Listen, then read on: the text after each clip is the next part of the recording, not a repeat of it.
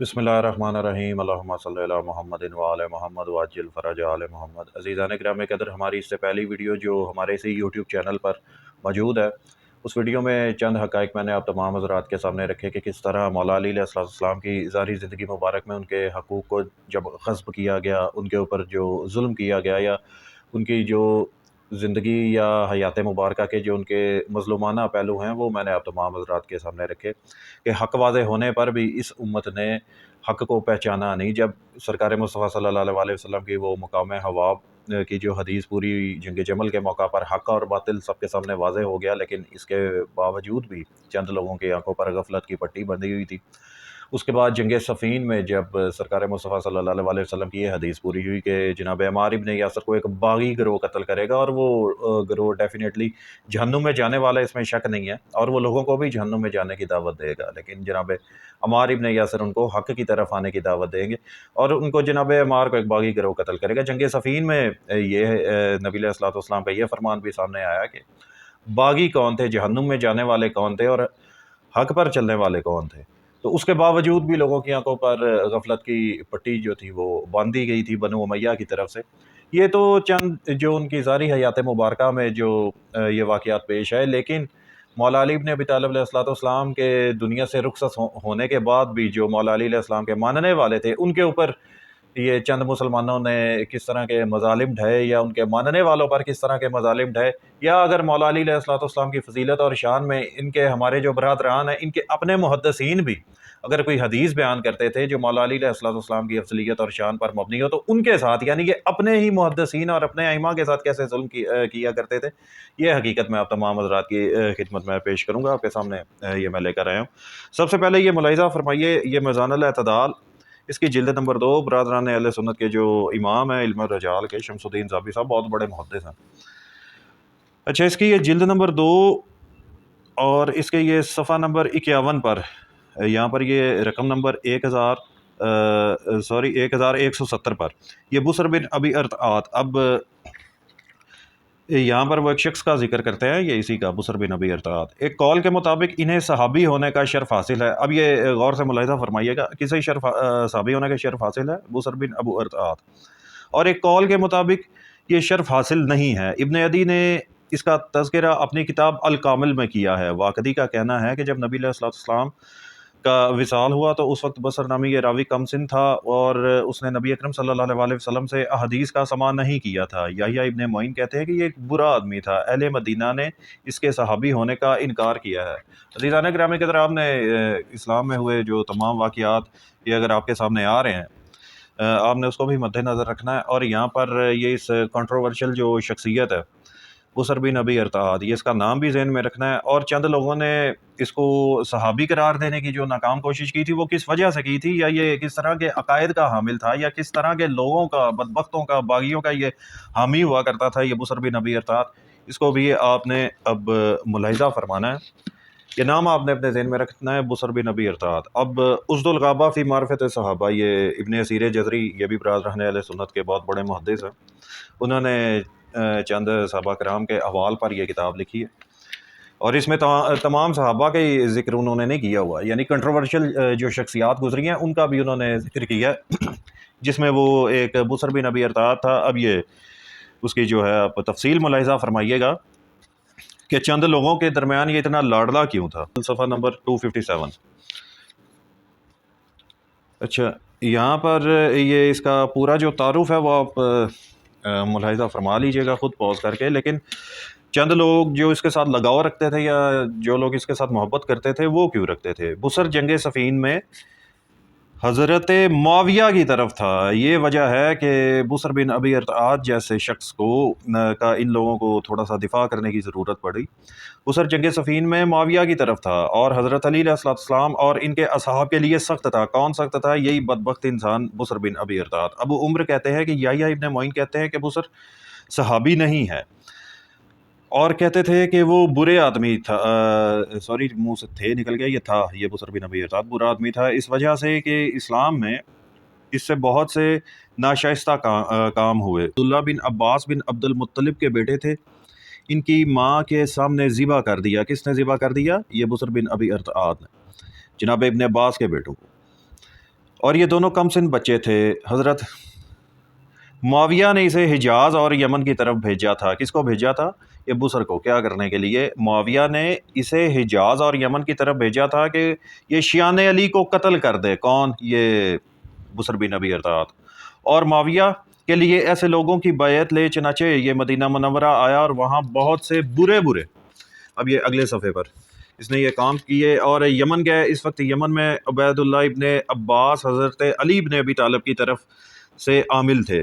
یمن میں عبداللہ ابن عباس جو تھے وہ مولا علی علیہ السلام کی طرف سے وہاں پر عامل تھے۔ عبداللہ ابن عباس وہاں سے بھاگے جب انہوں نے یہ بسر کا جیسے ملعون شخص کا وہاں پر سنا تو وہاں سے وہ بھاگ گئے۔ کون؟ یہ عبداللہ ابن عباس، اور پس ان کے صاحبزادوں کو وہیں پر اس نے ذبح کر دیا تھا۔ بعض لوگوں کا یہ قول ہے کہ بسر نے یہ فعل مدینہ میں کیا، مگر پہلا قول زیادہ مشہور ہے۔ ابو عمر نے اور دارقطنی نے لکھا ہے کہ بسر بن ابی ارطاط صحابی تو نہیں، مگر نبی علیہ السلام کے بعد وہ مستقیم نہیں رہا جب اس نے عبداللہ کے صاحبزادوں کو قتل کیا اور ان کی والدہ عائشہ کو سخت اس چیز کا صدمہ ہوا۔ انہوں نے یہ چند اشعار کہے، یعنی جب ایک ماں کے سامنے اس کے بچوں کو ذبح کر دیا جائے تو اب ظاہری بات ہے وہ اس کے لیے کچھ اچھے اشعار تو نہیں کہے گی، اور جناب ابن عباس کے بیٹوں کو ذبح کرنے والا یہ بسر بن ابی ارطاط ہے۔ اس کے جو اور بھی کبھی جو اس کے اعمال ہیں، ایک تو مولا علی علیہ السلام کا یہ کھلا دشمن تھا، لیکن باوجود اس کے چند لوگوں کے ہاں یہ معتبر شخصیت پائی جاتی ہے۔ تو یہ مولا علی ابن ابی طالب علیہ السلام کی یہ مظلومیت کا یہ بھی ایک پہلو ہے کہ ان کے دنیا سے جانے کے بعد، ان کی شہادت کے بعد بھی ان کے ساتھ بغض رکھا جاتا تھا، اور جو مولا علی علیہ السلام کا جو حامی ہوا کرتا تھا، جو مولا علی علیہ السلام کا جو شیعہ ہوا کرتا تھا، اس کے اوپر بھی یہ لوگ بدبخت قسم کے جو لوگ تھے یہ مظالم ان کے اوپر ڈھائے جاتے تھے۔ اس وجہ سے یہ بسر بن ابی ارطاط آج بھی چند لوگوں کی نظر میں جو ہے وہ ایک قابل احترام شخصیت ہے۔ اللہ ملاحظہ فرمائیے گا، یہ قاری ظہور احمد فیضی صاحب جو دور حاضر کے بہت بڑے ایک محقق ہیں، ان کی یہ کتاب ہے الحدیث موضوع فی فضائل معاویہ۔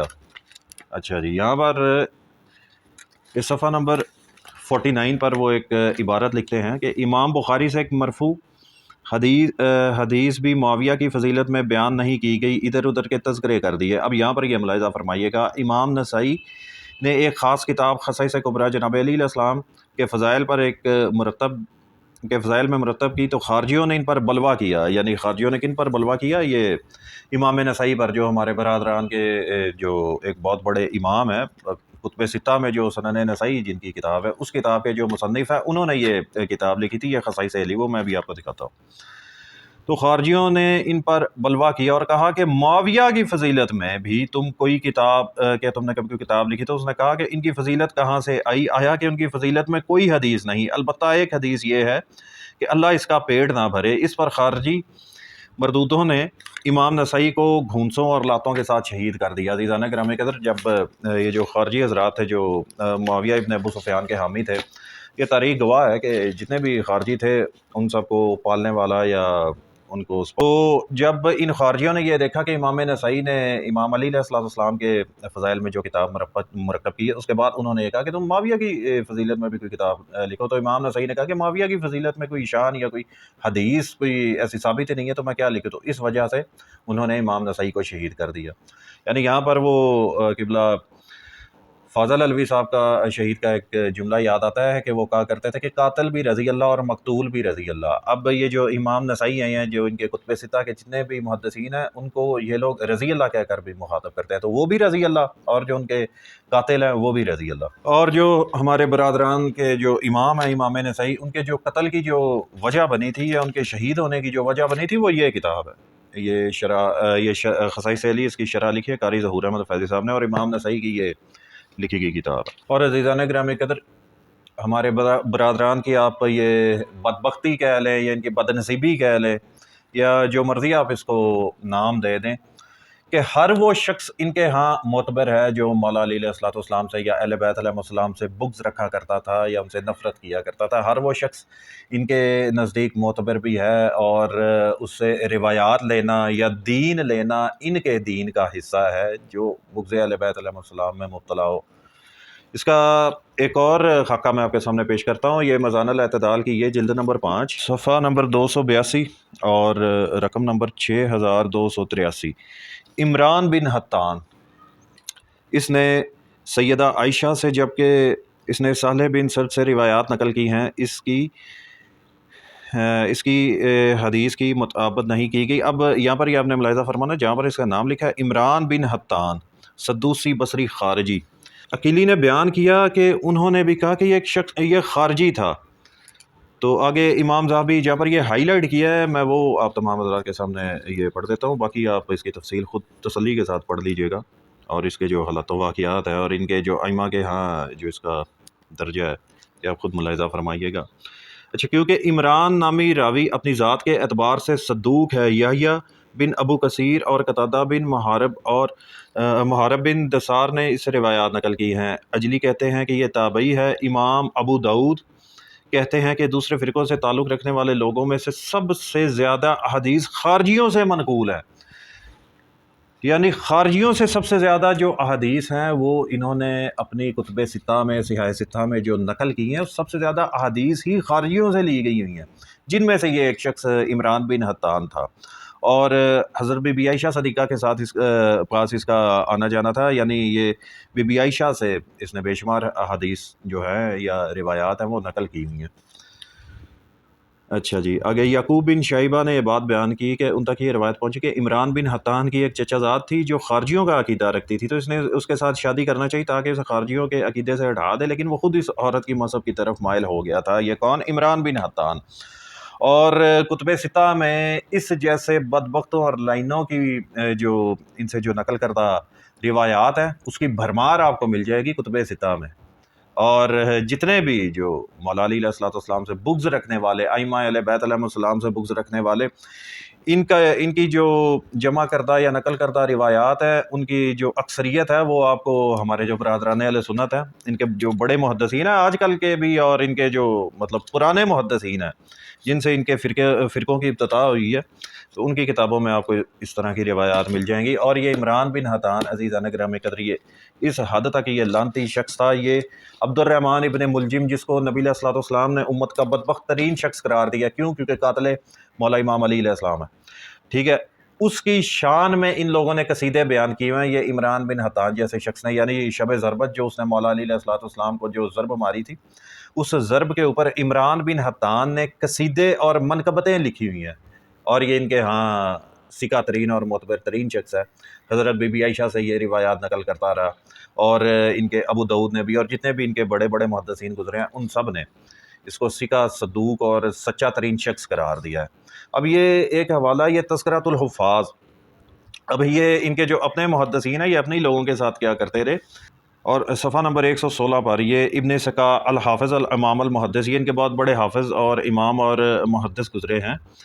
اچھا جی، یہ یہاں پر یہ ملاحظہ فرمائیے گا کہ ابن سکا نے جب یہ حدیث طاہر، یہ خلاصہ میں آپ کے سامنے بیان کر دیتا ہوں کہ یہ حدیث طاہر مولا علی علیہ السلام کی شان میں جو حدیث طاہر بیان کی جاتی ہے، یہ ابن سکا بیچارے نے اپنے شاگردوں کو یہ سنائی تھی، تو اس کے شاگردوں نے اپنے استاد کے اوپر یہ تشدد کیا، اور جس جگہ پر وہ بیٹھا ہوا تھا، یہ ابن سکا جس جگہ پر اس نے مولا امیر المومنین علی بن ابی طالب کی جو فضیلت اس نے بیان کی، جس جگہ پر بیٹھ کر وہ فضیلت بیان کی، اس جگہ کو ان لوگوں نے غسل دینا شروع کر دیا، اس کے شاگردوں نے، اور اس کے بعد یہ بیچارہ خانہ نشین ہو گیا، تو اس کے بعد یہ اس کو نظر نہیں آیا، اور اس کے بعد کبھی اس نے کوئی حدیث کسی قسم کی کوئی نقل نہیں کی تھی، ظاہری بات ہے خانہ نشین ہو گیا تھا۔ اور جن شاگردوں نے اس کے اوپر تشدد کیا تھا علی کی فضیلت بیان کرنے کی وجہ سے، یہی بعد میں ہمارے برادران اہل سنت کے مختلف قسم کے یہ محدث بن کر یہ ابھرے تھے، یعنی جن لوگوں کو مولا علی ابن ابی طالب علیہ السلام کی ایک فضیلت یا ایک شان جن کو سننا گوارا نہیں ہوتی،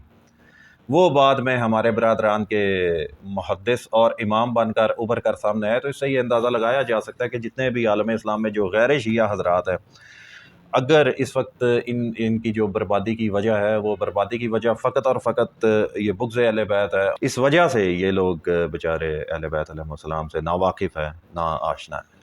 اللہ پاک ان تمام حضرات کو حق بات قبول کرنے کی توفیق عطا فرمائے، اور اپنے جن باطل عقائد و نظریات پر یہ لوگ اس وقت قائم ہیں، اللہ پاک ان کو توفیق عطا فرمائے کہ اپنے یہ باطل عقائد و نظریات کو ترک کریں اور حق کی طرف مائل ہوں۔ وما علینا الا البلاغ المبین۔